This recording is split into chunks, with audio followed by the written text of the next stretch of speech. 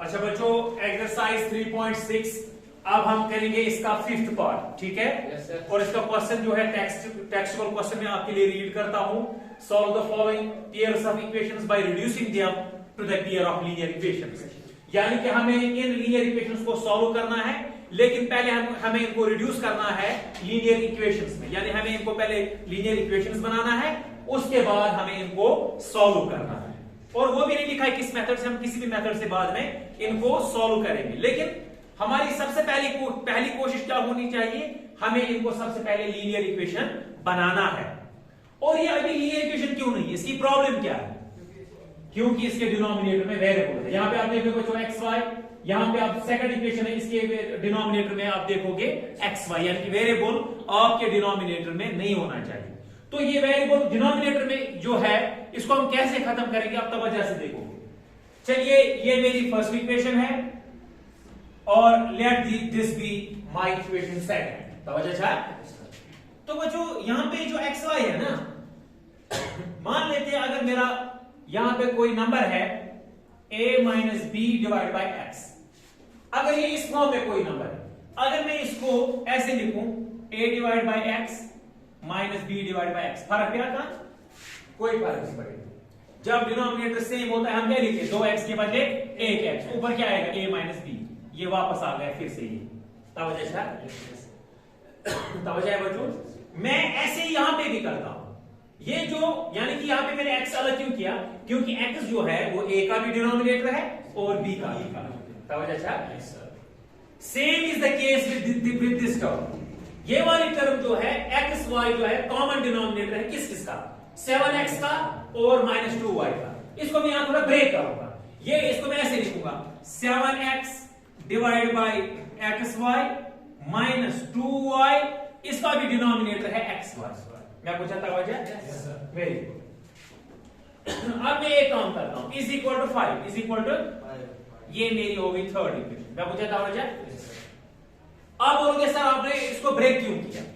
लेकिन मैंने इस टर्म को ऐसे ब्रेक किया, आप इसको फिर से क्रॉस कर दो तो वापस आ जाएगी ये टर्म। आया?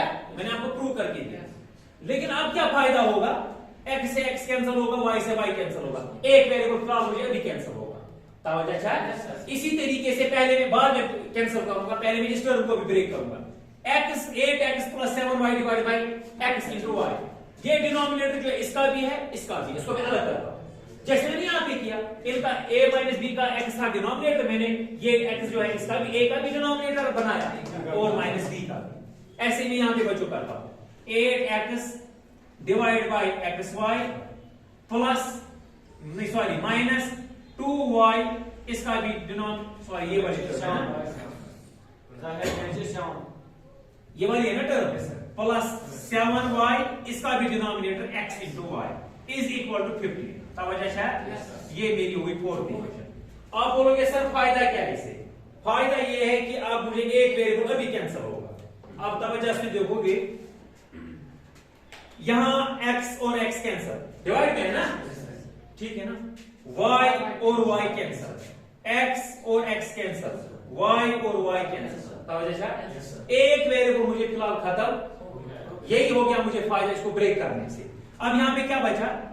7 divide by y, very good, minus 2 divide by x is equal to 5। ये होगी मेरी इक्वेशन 5। सवाल आसान बनता जा रहा है ना, वेरी गुड। सिमिलरली यहां पे बचा मुझे 8 divide by y, 8 divide by y plus 7 divide by x is equal to 50। ये मेरी होगी 6th इक्वेशन। अगर आप याद करोगे, ये सवाल अब बन गया जो आपका सवाल नंबर 1 या 2 है, ये उसी टाइप का सवाल बन गया। अब प्रॉब्लम है अभी भी एक वेरिएबल मेरे डिनोमिनेटर में, अभी लीनियर इक्वेशन नहीं बनती। क्यों? क्योंकि अभी भी एक वेरिएबल खत्म हो गया, लेकिन एक वेरिएबल अभी भी डिनोमिनेटर में मौजूद है, यहां पे y x। अब मैं इसको एक और तरीके से लिखता हूं। अगर मैं लिखूंगा 7 डिवाइड बाई y को, पहले मैं रफ करता हूं इसको, जो 7 डिवाइड बाई y है बच्चों, तवज्जो से आप देखोगे, 7 डिवाइड बाई y को मैं लिखता हूं 7 इंटू 1 डिवाइड बाई y। फर्क क्या था? इसको कोई फर्क नहीं, 7 1 y 1 फिर से आएगा। ये सवाल आपने किया है इससे पहले। लेकिन इतना हमें अलावा करना पड़ा क्योंकि जो आगे आगे क्वेश्चंस होंगे वो थोड़ा ज्यादा टफ होंगे, ठीक है ना। अच्छा, ये मैंने अलग क्यों किया? अभी मैं 1 डिवाइड बाय y को लेट करूंगा, है ना, बाद में लीनियर इक्वेशन बनाना आसान हो जाएगा। अच्छा, -2 डिवाइड बाय x को मैं कैसे लिखूंगा? -2 into 1 डिवाइड बाय x, फर्क कुछ नहीं पड़ेगा, 2 1 आ गया -2 और divide by x is equal to 5। तवज्जो अच्छा, ये हो गई मेरी, कहां तक पहुंचा था मैं? 6। ये हो गई मेरी इक्वेशन 7। तवज्जो अच्छा, वेरी गुड। अब इसी तरीके से 6th इक्वेशन जो है 8 डिवाइड बाय y को मैं लिख सकता हूं 8 into 1 डिवाइड बाय y, फर्क पड़ेगा? कोई फर्क नहीं पड़ेगा। प्लस 7 डिवाइड बाय x को plus 7 into 1 divide by x is equal to 15. This is my equation 8. तवज्जो अच्छा, वेरी गुड। अब फायदा क्या होगा? अब मैं 1 डिवाइड बाय y यहां पर भी 1 divide by x 1 divide by x, मैं इसको लेट करूंगा। तवज्जो अच्छा, मैं इसको बच्चों लेट करूंगा, मैं इसको रखूंगा किसी भी वेरिएबल के बराबर ताकि मुझे डिनोमिनेटर में जो y है वो खत्म होना चाहिए। मैं करूंगा काम लेट 1 डिवाइड बाय y है, पहले तो इसी को लेट करूंगा। Let 1 divide by y is equal to p and 1 divide by x is equal to q।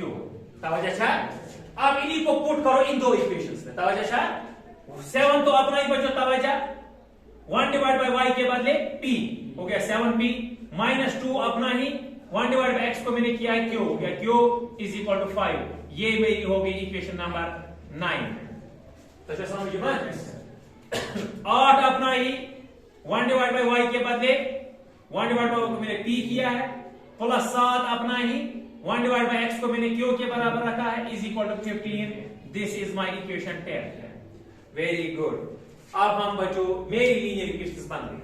अब कोई भी डिनोमिनेटर में आपको वेरिएबल नहीं मिलेगा, ये मेरी लीनियर इक्वेशंस बन गई क्योंकि सवाल कहता ही यही था, solve the following pairs of equations by reducing them to the pair of linear equations. ये बन गया लीनियर इक्वेशन। हालांकि कांस्टेंट टर्म हम इधर भी ला सकते हैं। अब हम करेंगे इनको बाय कोई भी मेथड हम इन पे अप्लाई करके इनको सॉल्व कर सकते हैं। हम एलिमिनेशन करेंगे। मैं लिखूंगा by elimination method, by elimination method. Elimination method में हम क्या करते हैं बच्चों? शाबाश।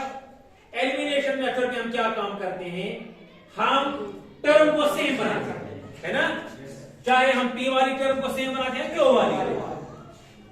वाली को बनाएंगे थोड़ा सा, यहाँ पे नंबर्स छोटे हैं ना, यहाँ पे 2 है, यहाँ पे 7, यहाँ पे बड़े नंबर्स है। हालांकि इसको भी सेम बनाओ, कोई फर्क आपको नहीं पड़ेगा। You will get the same answer whether you will become this term same और you will make this term same, there is no difference at all, आपको आंसर सेम मिलेगा।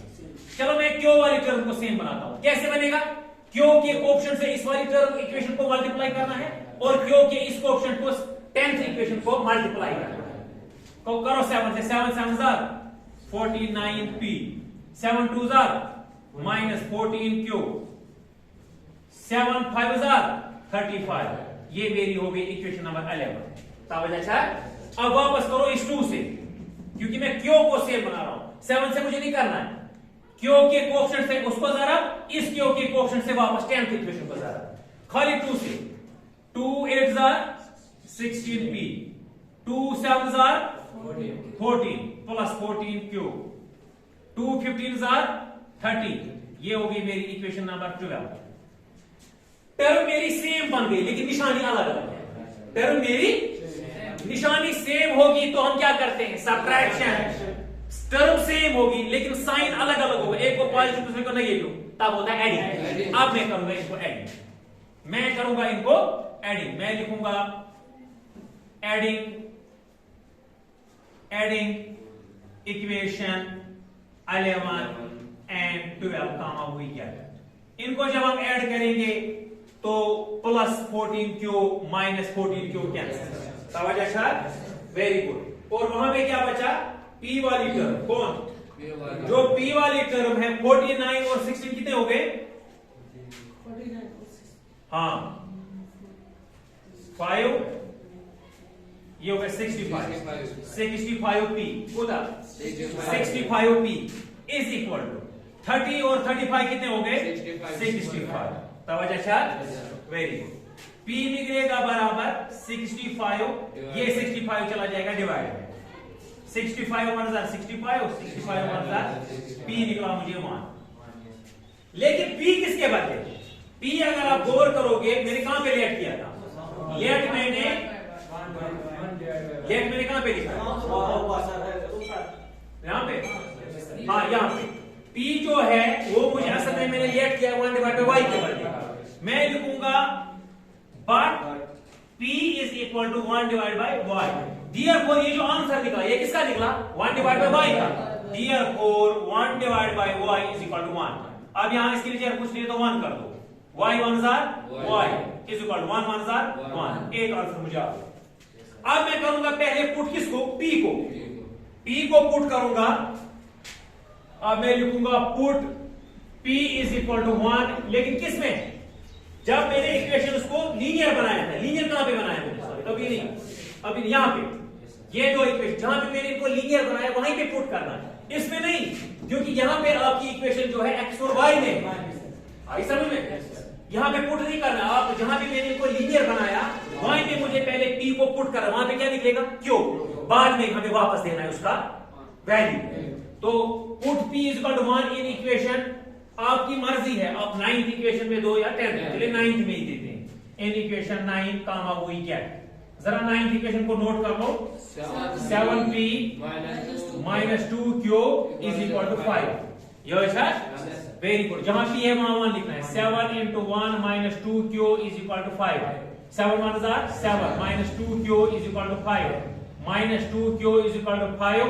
7 चला जाएगा इधर तो -7 माइनस 2q निकलेगा बराबर 7 में 5 2, लेकिन माइनस वाला बड़ा है तो q निकलेगा बराबर -2, जाहिर वाला चला जाएगा बटा, -2 हो जाएगा बटा, minus minus cancel, 2 1 are 2 2 1 are 2, q क्या निकला 1। लेकिन q मुझे नहीं चाहिए, मुझे इक्वेशन है x और y में, q मैंने किसके बराबर रखा था? अगर आप तवज्जो दोगे q को मैंने लेट किया है 1 डिवाइड बाय x का, मैं लिखूंगा but q is equal to 1 divide by x। Therefore जो मुझे q का वैल्यू निकला ये किसका निकला? 1 डिवाइड बाय x का। Therefore 1 डिवाइड बाय x मुझे निकला 1। तवज्जो अच्छा, इसके लिए कुछ नहीं तो 1 है, x 1 जार x 1 1 जार 1, तो इसका मतलब है x भी निकला 1 कामा y भी निकला। इस तरीके से मेरी इक्वेशन सॉल्व होगी। अब समझ